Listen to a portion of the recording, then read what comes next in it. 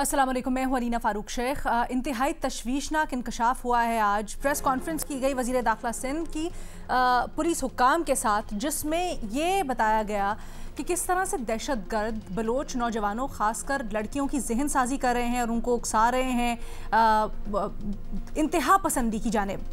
न सिर्फ इससे मुतल्लिक जो पूरी की पूरी कार्रवाई की गई उससे मुतल्लिक बताया गया, बल्कि वो लड़की जिसके साथ पूरा मामला पेश आया और किस तरह से दहशतगर्दों ने उस लड़की को अप्रोच किया, फिर बलूचिस्तान से कराची आते हुए स्नैप चेकिंग के दौरान वो लड़की घबरा गई तो पकड़ी गई। ये सारी गुफ्तगू भी टीवी के ऊपर लाई गई। लड़की ने अपनी ज़बानी सारी रुदाद सुनाई।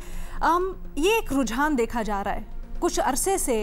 पढ़े लिखे नौजवान, वो यूनिवर्सिटीज़ कॉलेजेस जाने वाले नौजवान जो अमूमी तौर पर ये समझा जाता है कि शऊर रखते हैं, सोच समझने की सलाहियत रखते हैं, उनको हदफ बनाया जा रहा है दहशतगर्दों की जानिब से और उनको राग़िब किया जा रहा है, उनकी जहन साजी की जा रही है इंतहा पसंदी की जानिब। इसके ऊपर आज हम गुफ्तगू करेंगे और अपने तज्ज़ियाकारों से पूछेंगे कि ये जो रुझान है कि नौजवानों को इंतहा पसंदी की जानिब राग़िब किया जा रहा है, इससे दूर रखने के लिए हुकूमत क्या इक़दाम कर सकती है, क्या हिकमत अमली होनी चाहिए। हमें ज्वाइन करें सारी डिस्कशन के लिए सैयद मोहम्मद अली साहब, इरशाद भट्टी साहब, महमूद सरफराज साहिबा, उमर चीमा साहब भी हमारे साथ मौजूद हैं।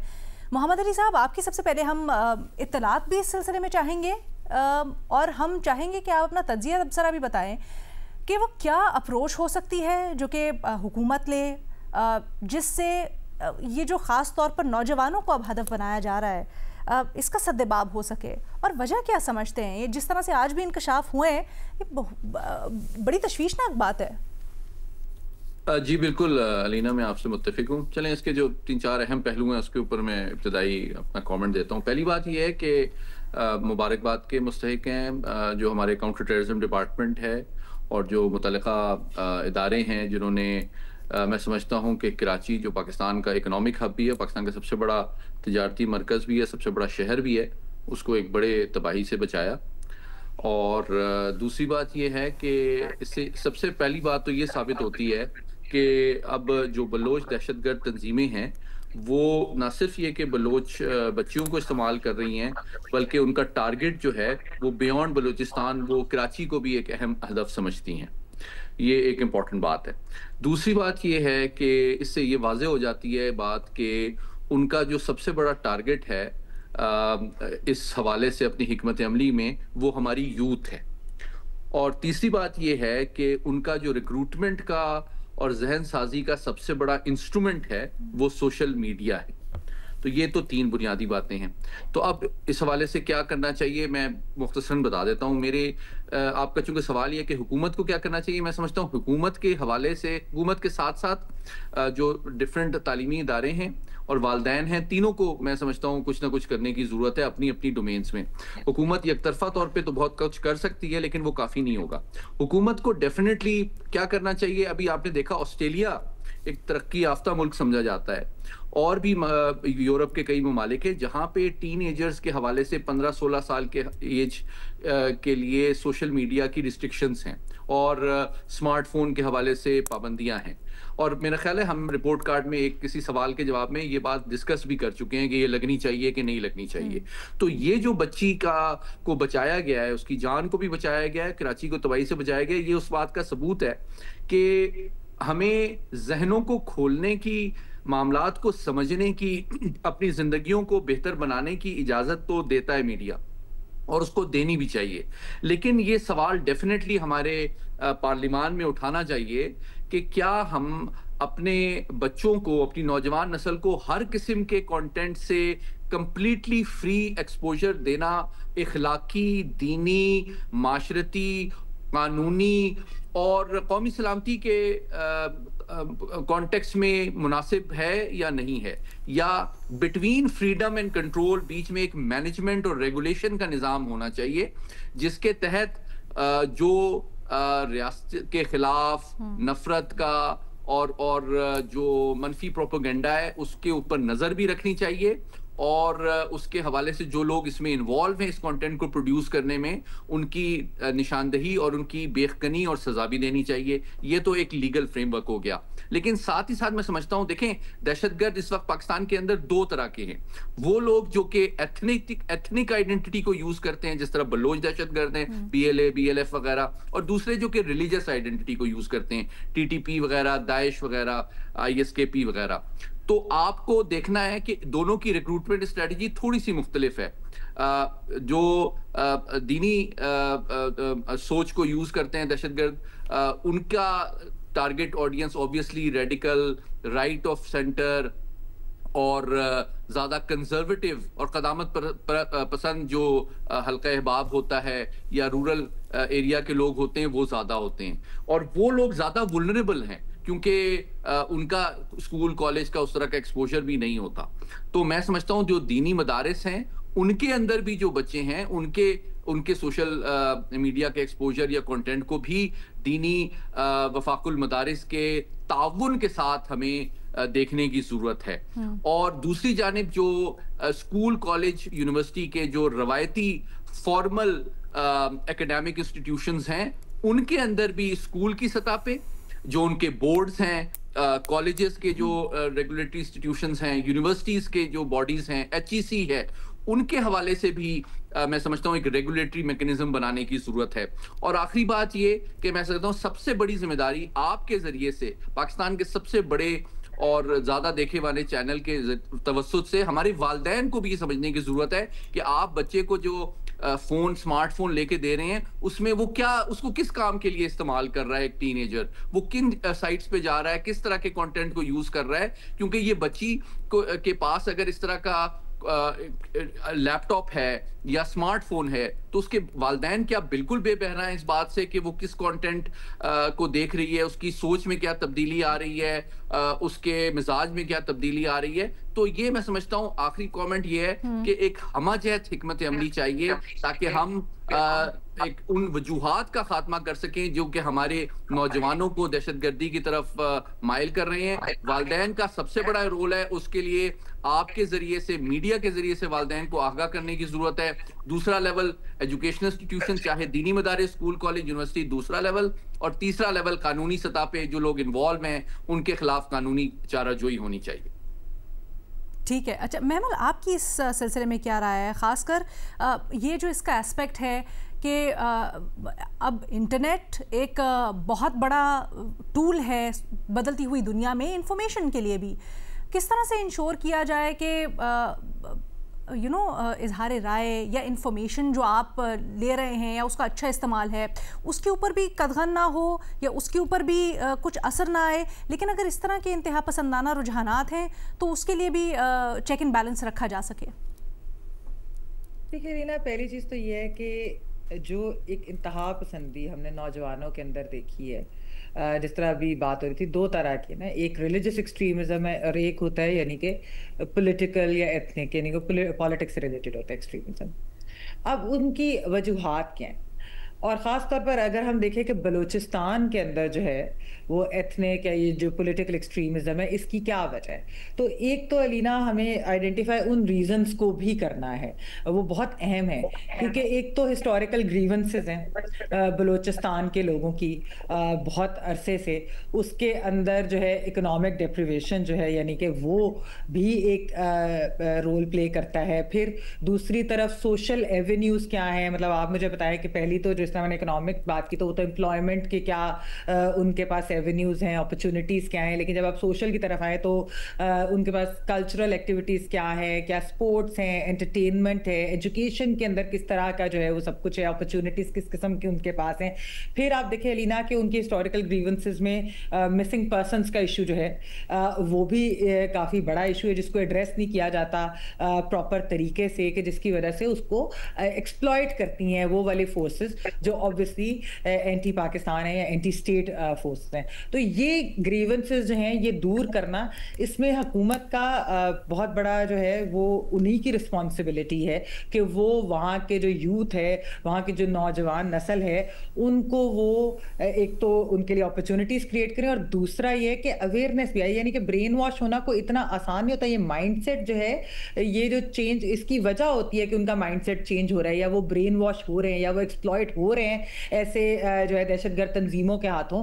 कोई ना कोई उसका हिस्टोरिकल बैकग्राउंड होता है। तो मेरे ख्याल में जब तक कि ये चीजें जो है एड्रेस नहीं की जाए, उनकी ग्रीवेंसेस ना एड्रेस की जाए, तो हम ये अगर कहें कि ये खत्म हो जाएगा, ये इतना आसान नहीं है। देखिए काइनेटिक तो है ऑप्शन, वो तो आप दहशतगर्द तंजीमों के खिलाफ आप इस्तेमाल करते हैं। फिर इंटेलिजेंस बेस्ड ऑपरेशंस भी होते हैं, चले उसकी वजह से, अच्छी इंटेलिजेंस की वजह से इस तरह की चीजें, ऐसे बड़े खौफनाक वाकयात होने से जो है वो रुक जाते हैं। बहुत अच्छी बात है, बड़ी काबिल-ए-दीद बात है, लेकिन इसको फ्यूचर में किस तरह ओवरऑल रुकना है। हमने पहले भी देखा है सुसाइड बॉम्बिंग हुई, उसके अंदर खवातीन भी इन्वॉल्व थी बलूचिस्तान के जो है वो, और वो किस तरीके से दहशतगर्द तंजीमें उनको इस्तेमाल भी कर रही हैं। तो उस एक्सप्लॉयटेशन को रोकने के लिए government has to fulfil its own responsibility. हमें देखें बताया भी जाता है बहुत सारी चीज़ें, अब तो हमारे सामने भी आ गए कि किस तरह से दहशतगर्दों को इंडिया की जो है वो पुष्तनाई है, अफगानिस्तान के रास्ते वो आते हैं, लॉजिस्टिकल सपोर्ट फैसिलिटेटर्स, वो सब कुछ ज़रूर है। लेकिन मैं आपको बताऊं, अगर आप बलोच जर्नलिस्ट से बात करें, वो ये कहते हैं कि वहाँ पर जो यंगर लॉट है उनकी रिक्रूटमेंट हो ही इस वजह से रही है कि वो पढ़े लिखे लोग हैं, वो बच्चे जो, लेकिन मसला वही है कि उनकी इकोनॉमिक अपॉर्चुनिटीज नहीं है, और दूसरा ये कि उनको वो मिसिंग पर्सन्स की अगर फैमिलीज से हैं या इस तरह की चीज़ें, उनको एक्सप्लॉइट किया जाता है। तो ये चीज़ें जब तक वो बंद नहीं होंगी और ये चीज़ें जब तक एड्रेस नहीं होंगी, तो मेरा नहीं ख्याल कि ये इतना आसान होगा माइंडसेट्स को बदलना, खासतौर पर बलूचिस्तान के हवाले से। ठीक है, एक छोटी सी ब्रेक लेते हैं, ब्रेक के बाद मजीद बात करते हैं। Welcome back. उमर चीमा साहब, हमने इस साल के आगाज़ में ख़ासकर देखा कि हुकूमत ने बहुत से ऐलानात किए, बलूचिस्तान से मुतल्लिक इंफ्रास्ट्रक्चर को बनाने की बात की। वो कहाँ तक पहुँचा? क्या उस सिलसिले में जो हुकूमत जिस स्पीड से कर रही है काम, वो तसल्ली बख्श आपको लगा? आपकी क्या इस सिलसिले में राय है? क्या हो सकता है मज़ीद इस रुझान के लिए? अलीना, मुझे तो ये बहुत ही संजीदा मसला लगता है बलूचिस्तान के हवाले से, और मैंने इस पे अक्सर कोई दोस्तों से बात भी होती रहती है। आपको पता है कि इस पे कोई स्कॉलरशिप प्रोग्राम भी शुरू किए गए कि बच्चे जो हैं वो इनको पंजाब में लाया जाए। पंजाब गवर्नमेंट इसके लिए स्कॉलरशिप देती रही है, लेकिन हमने ये भी देखा है कि वही बच्चे इधर रह कर भी रेडिकल हुए हैं, और बाद में वो किसी जगह पे सुसाइड बॉम्बिंग में इन्वॉल्व थे, किसी जगह पे वो एज अ हैंडलर थे। जो पिछले दिनों एक प्रोफेसर की बात हमने सुनी थी कि कोयटा में जो एक बम्पर को फैसिलिटेट कर रहा था, जिसने उसको रखा हुआ था, हमें प्रोफेसर का तो पता चला वो कायदर यूनिवर्सिटी से पढ़ा हुआ है या उसने पेशावर यूनिवर्सिटी से पीएचडी की है। हमें ये नहीं बताया गया कि जो बम्बर था वो भी कायदर यूनिवर्सिटी का पढ़ा हुआ था। ये कितनी डेंजरस बात है, ठीक है।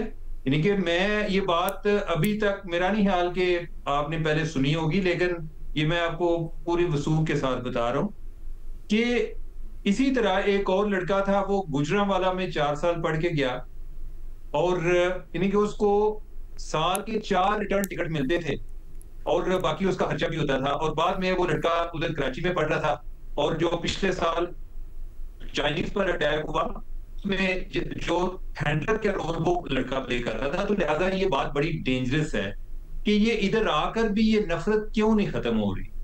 मेरे ख्याल इस चीज पर सोचने की जरूरत है। मैं ये नहीं समझता कि वो जो सोचते हैं वो बिल्कुल ठीक है, लेकिन पहले हमें उनकी नजर से दुनिया को जरूर देखना चाहिए कि वो सोचते कैसे हैं।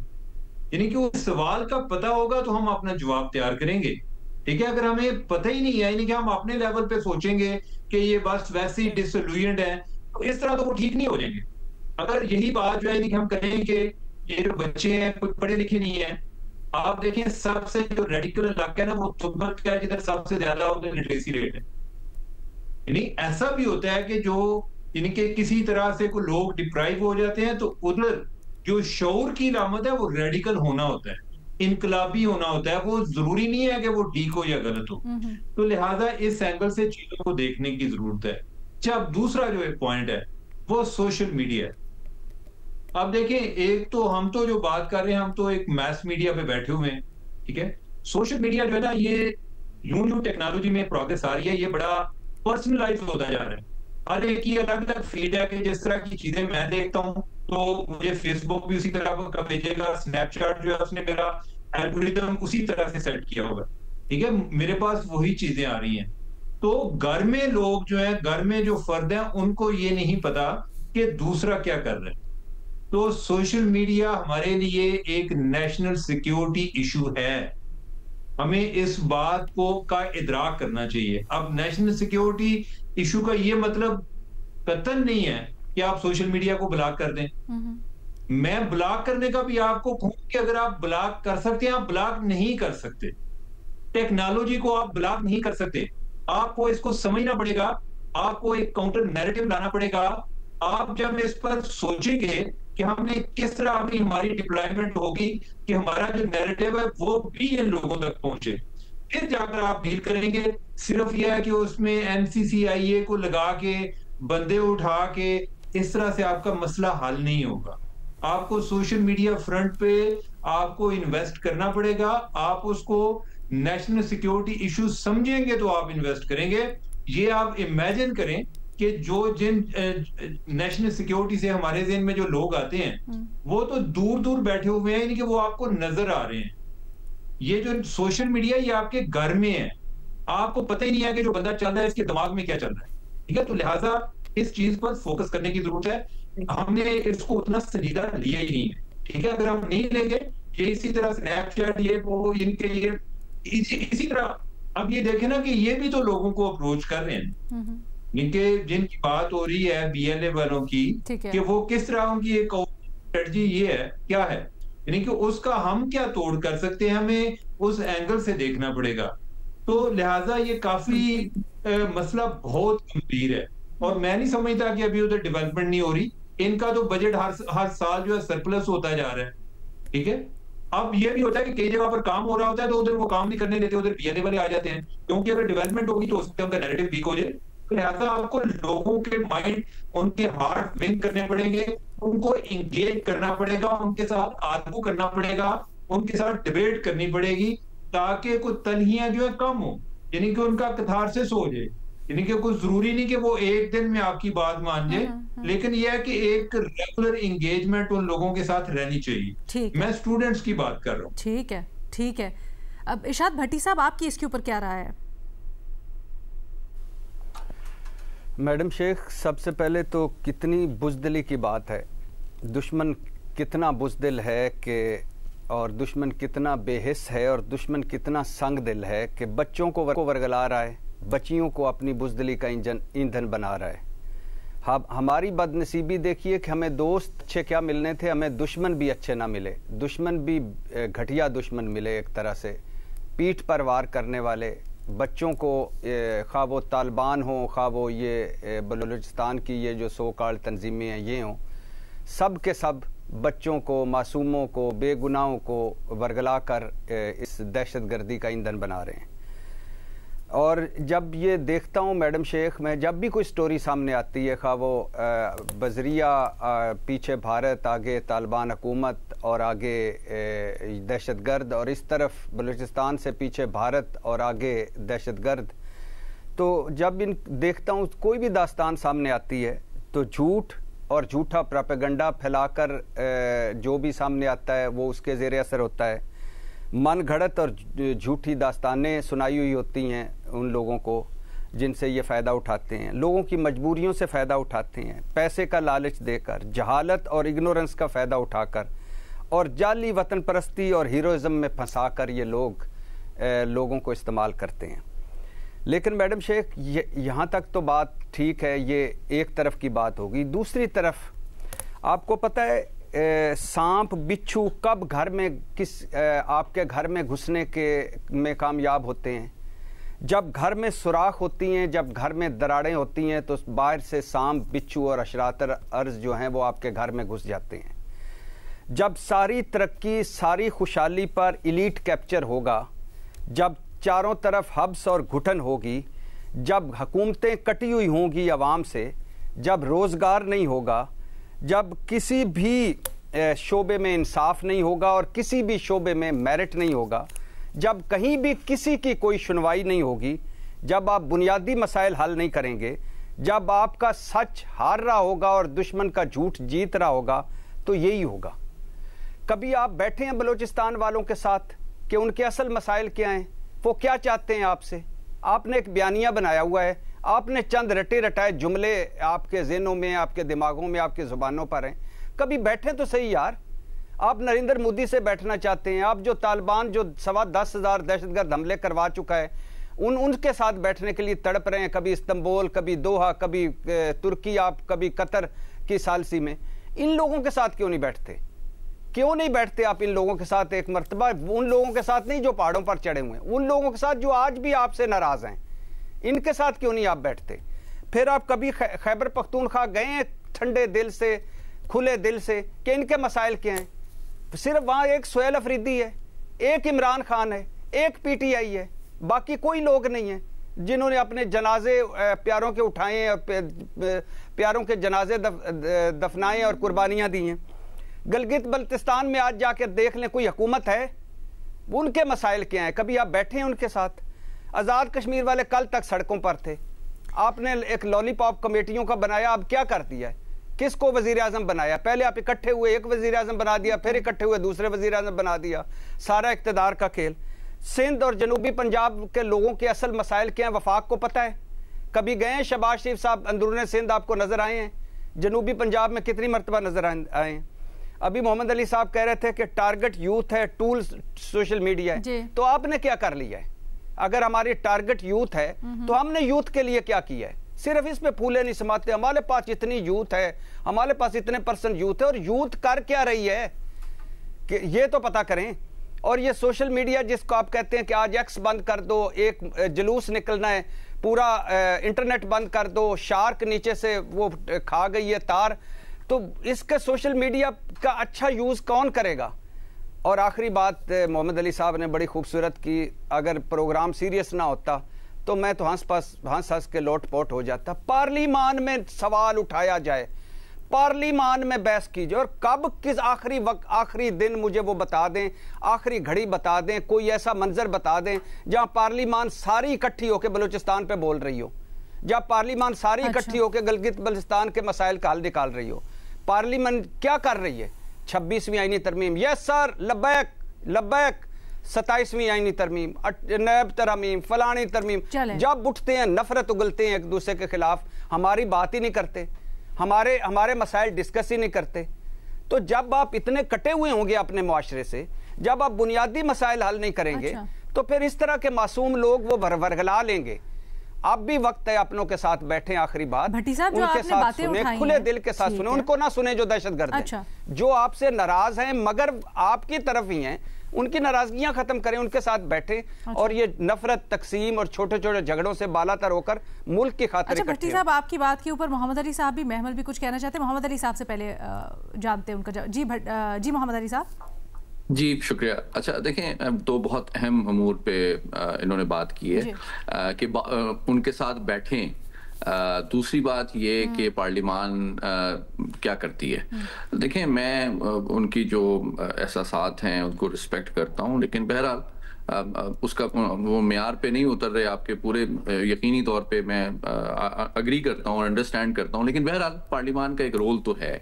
और बिल्कुल आप सही कह रहे हैं कि देखें, जिस तरह अभी अमेंडमेंट हुई उसमें जो सोशल मीडिया के हवाले से नेशनल सिक्योरिटी की बात अभी उमर चीमा साहब ने भी की, ये एक रियलिटी है और दुनिया के कई ममालिक इससे मुख्तलिफ अंदाज में निपट रहे हैं। हमारे पास बेस्ट प्रैक्टिसेस मौजूद हैं। मैंने ऑस्ट्रेलिया की एग्जांपल दी, उन्होंने टीनेजर्स के लिए बैन कर दिया है।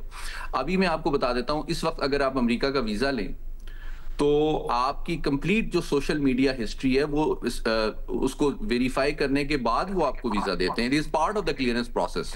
इस वक्त डिपार्टमेंट ऑफ होमलैंड सिक्योरिटी, ये उनका पॉलिसी का हिस्सा है। आपको अच्छा लगे या बुरा लगे, आई डोंट नो आप इसको ह्यूमन राइट्स या सिविल लिबर्टी के लिहाज से क्या देखते हैं। नंबर 2, नंबर 3 जो बैठने की बात है उसमें मैं क्विक कमेंट ये करूंगा कि देखें, इस वक्त जो दहशतगर्दी का पाकिस्तान को सामना है ना, उसके 4 लेवल्स हैं। स्पॉन्सर और मास्टरमाइंड इंडिया है नंबर 1, नंबर 2, उनका जो फैसिलिटेटर और प्लानर है, जो सारी फैसिलिटीज और सपोर्ट और हथियार और पैसा दे रहे हैं, वो अफगानिस्तान के अंदर हैं, ठीक है, और या स्विट्जरलैंड में बैठे हुए हैं या कहीं तीसरे बरतानिया में बैठे हुए हैं।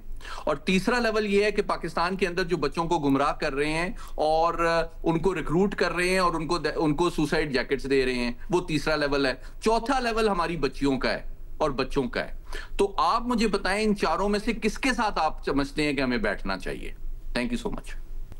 मैडम शेख, अगर मोहम्मद अली साहब को हम दोनों, मेरे ख्याल से, मैं तो खैर बहुत ही जवान हूँ, लेकिन हम दोनों कर लेते हैं, फ़र्ज़ कर लेते हैं उम्र के उस हिस्से में हैं कि जिस हिस्से में मेरे ख्याल से अब मज़ीद कुछ हमारे अंदर डलना कोई चांस नहीं है। कोई सीख लें, कोई पढ़ लें तो, या अगली नस्ल से। क्या मोहम्मद अली साहब, आपको नहीं पता बलूचिस्तान के मसाइल क्या हैं? क्या आपको नहीं पता कि खैबर पख्तूनख्वा के मसाइल क्या हैं? आपको नहीं पता गिलगित बल्तिस्तान के मसाइल क्या हैं? आपको नहीं पता हमारा बुनियादी झगड़ा क्या है?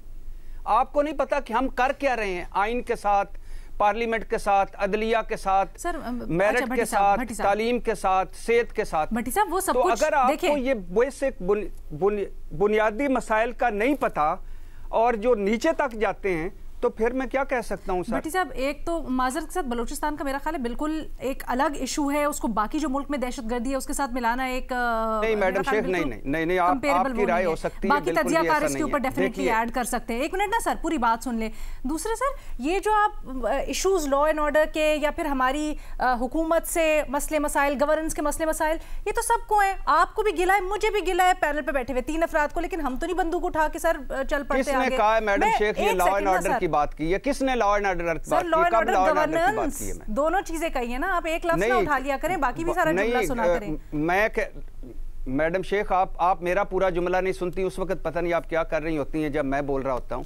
मैं आपसे बसद अदब आपकी राय का एहतराम करते हुए मैं सिर्फ ये कह रहा हूं कि हमारे जो बुनियादी मसाइल हैं, मेरिट नहीं है कहीं भी, हमारे ये किसी एक हुकूमत का काम नहीं है, कोई एक गवर्नेंस या ठीक है, कुछ चीजें हैं जो हमें हल करनी है अपनों के साथ बैठ के। हम सारे एक हैं, आधा मुल्क हमने गंवा दिया है, आधा बाकी बचा है।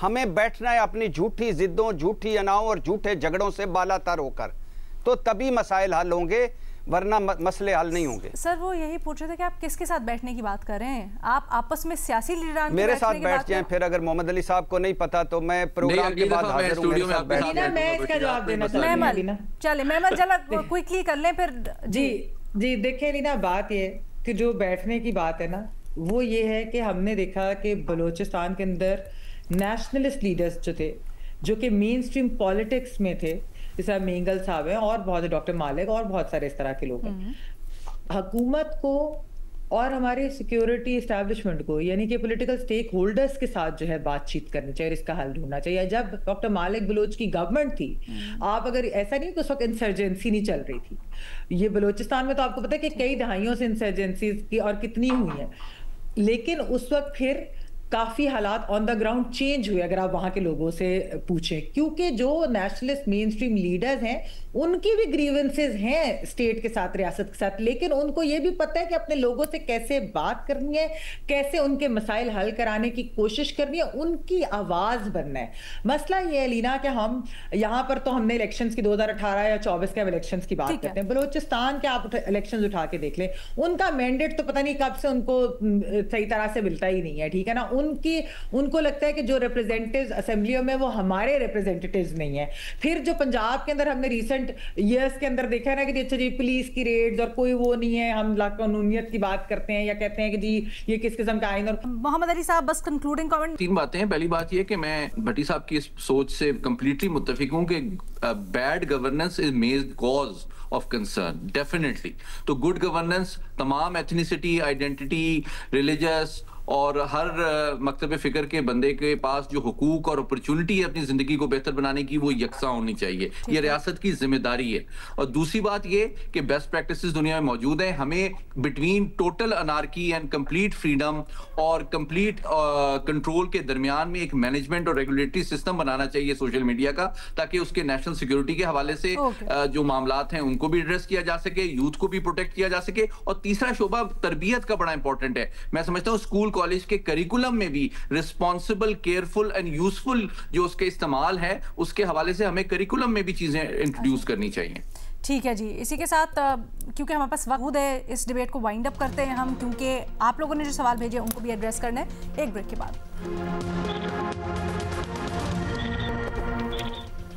Welcome back. भट्टी साहब, आपसे सवाल हो रहा है बिलावल भुट्टो की तकरीर से मुताल्लिक, जहां पर उन्होंने कहा है कि पीटीआई को इंतहा पसंदाना सियासत तर्क करना होगी अगर कोई जमात रियासती इदारों पर हमला करे और फिर उसका रद्द-ए-अमल आए तो एतराज़ करना बनता नहीं है। आप बिलावल की इस बयान को किस तरह से देखते हैं, क्या अहमियत समझते हैं इसकी? कोई अहमियत नहीं समझता, और आंखें बंद करके देखता हूँ, दिमाग बंद करके देखता हूँ, दिल बंद करके देखता हूँ। जो जिस मैंडेट पर आप बैठे हुए हैं बिलावल भुट्टो साहब, और क्या वो आपका इस हुकूमत का मैंडेट है? आप जब हमें कहानी सुनाते हैं जुल्फ़िकार अली भुट्टो साहब से शुरू करते हैं, बेनज़ीर भुट्टो साहबा की तरफ, नुसरत भुट्टो साहबा की तरफ, और फिर अपने आप पे आते हैं, और फिर आगे आसफा भुट्टो साहब आजकल खातून अव्वल हैं, उन पर आते हैं। तो क्या यही थी आपके पूरे ख़ानदान की स्ट्रगल? जो आइन है इस वक्त और जिस तरह तरमीमें हो गई हैं, क्या यही आइन आपके नाना ने बनाया था?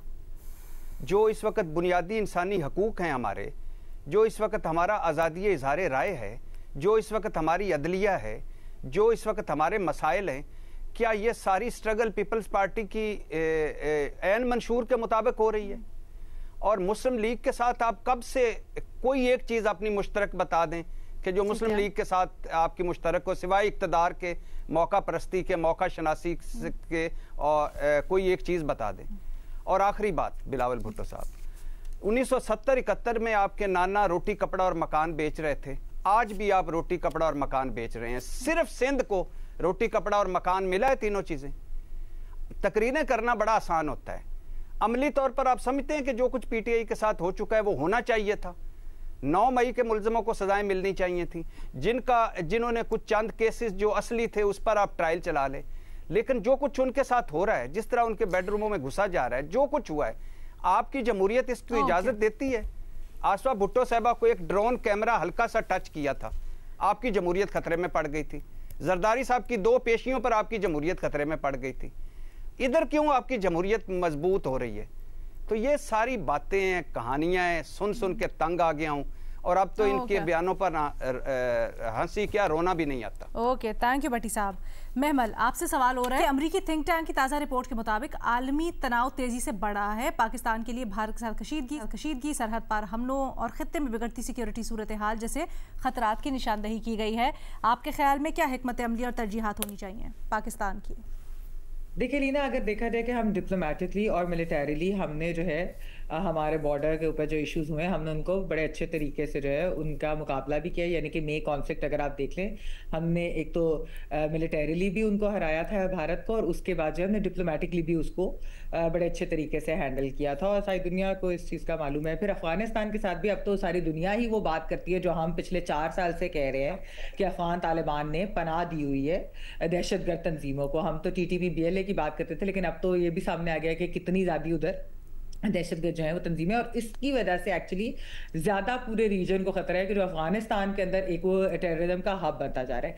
हमें जो चीज़ें करनी है एक्सटर्नल थ्रेट्स के लिए, तो मेरे ख्याल में हम जो है तैयार भी हैं और हम उनसे मुकाबला भी कर रहे हैं, लेकिन हमें अपने इंटरनल थ्रेट्स को और इंटरनल सिक्योरिटी को भी जो है उन चीज़ों को भी एड्रेस करने की ज़रूरत होगी। ख़ास तौर पर जो इंतहा पसंदी की हमने अभी पहले भी बात की है, वो बेशक पॉलिटिकल हो या वो रिलीजियस एक्सट्रीमिज्म हो। फिर एलिना, ख़ास तौर पर अगर आप देखें कि जो मजहबी इंतहा पसंदी के लिए नेशनल एक्शन प्लान और उसके अंदर बहुत सारी चीजें थी जो हमने इम्प्लीमेंट नहीं की, हेट स्पीच से, हेट लिटरेचर से, परसिक्यूशन ऑफ माइनॉरिटी से रिलेटेड और इस तरह की चीजें, तो मेरे ख्याल में हमें वो चीजें भी करनी है। लेकिन एज फार एज जो हमारे बॉर्डर है, we have to be vigilant, we have to be extra careful, और ये कि हमें डिप्लोमेटिकली उसके ऊपर जो है वो भी देखना होगा कि क्या हो रहा है और उसको हर फोरम पे कैसे रिस्पॉन्ड करें। बहुत शुक्रिया महमल। उमर चीमा साहब, आप भेजा गया है। वज़ीर आला खैबर पख्तूनख्वा सुहेल आफरीदी कहते हैं मुज़ाहमत से मुफाहमत का रास्ता निकालेंगे। क्या ये हिकमत अमली मौजूदा सूरत हाल में दुरुस्त होगी आपके ख्याल में? अभी तक तो कामयाब नहीं हुई। शुरू से जब से वो गवर्नमेंट से गए हैं तो वो मुज़ाहमत का रास्ता ही इख्तियार किए हुए हैं। और उससे उन्हें पॉपुलैरिटी भी मिली है, लेकिन वो इक़्तिदार के वालों से दूर होते जा रहे हैं। अभी भी जो मुज़ाहमत के जरिए मुफाहमती बातचीत वो करना चाह रहे हैं, वो भी शुरू नहीं हो रही। यानी कि वो एस्टेब्लिशमेंट के साथ बात करना चाह रहे हैं, वो हो नहीं रही। ये इमरान खान की एक पुरानी अप्रोच है, बल्कि शुरू से अप्रोच है, यानी कि वो यही समझते हैं कि offence is the best defence. लेकिन इस दफा ये एक वर्स्ट डिफेंस बनता जा रहा है। जिस काम के लिए वो सब कुछ कर रहे हैं, वो अल्टीमेटली वो हो नहीं रहा, स्ट्रेटजी उनकी बदली नहीं है, लेकिन उसके नतीजे में जो मतलूबा नतीजे हैं वो उनको हासिल नहीं हो रहे। जो सुहेल अफरीदी बात कर रहे हैं, बेसिकली उन्हें जो इमरान खान ने जो उनका विजन है, बेसिकली वो उसको एक आर्टिकुलेट कर रहे हैं, वही बात कर रहे हैं। ये उनकी अपनी एक सोच नहीं है, बल्कि इमरान खान की एक थिंकिंग है, जिसको वो आगे उन्होंने बात की है उस पर। ठीक है, और आपके मुताबिक इससे अभी तक मतलूबा नताइज हुए हैं, तो क्या हम ये समझे कि आगे भी आप समझते हैं कि नहीं होंगे? पुरानी बात है, हफीज अफरीदी साहब, सॉरी, हफीजुल्लाह न्याज़ी साहब हमारे साथ ही होते थे इधर।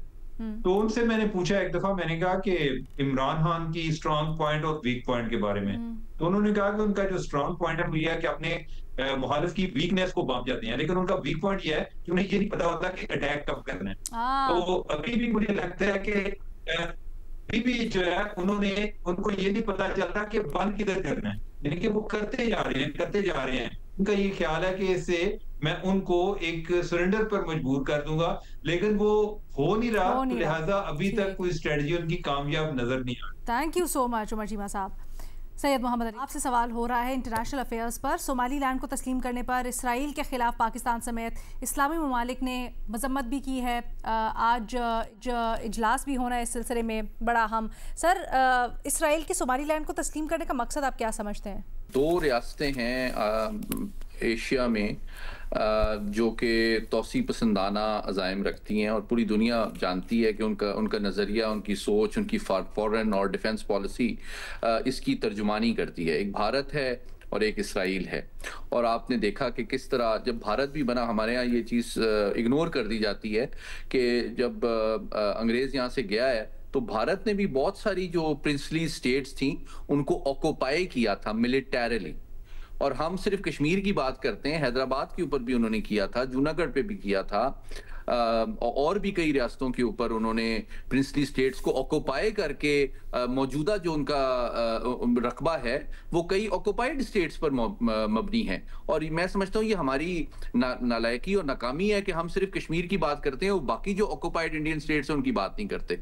दूसरी बात ये है कि जो इसराइल है उसका भी आप देखें, 1948 से आज तक का नक्शा देखें तो आप गूगल कर लें तो बहुत ज्यादा फर्क पड़ गया है। तकरीबन हर हमसाया मुल्क की टेरिटरी उसकी करंट टेरिटरी का पार्ट है, चाहे वो जॉर्डन हो, चाहे सीरिया हो, चाहे फलस्तीन हो, चाहे मिस्र हो।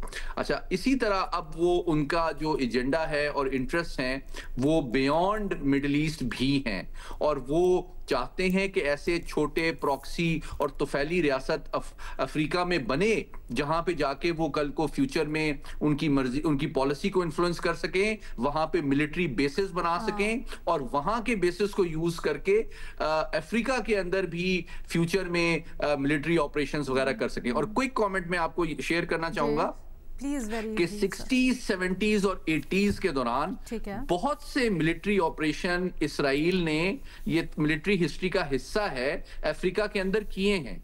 उन्होंने पीएलओ के हेडक्वार्टर को अटैक किया था नॉर्थ अफ्रीका में, एयरफोर्स ने उनके जाके, उन्होंने एंटेबी रेड एक कमांडो ऑपरेशन किया था in the heart of Africa about 50 years ago।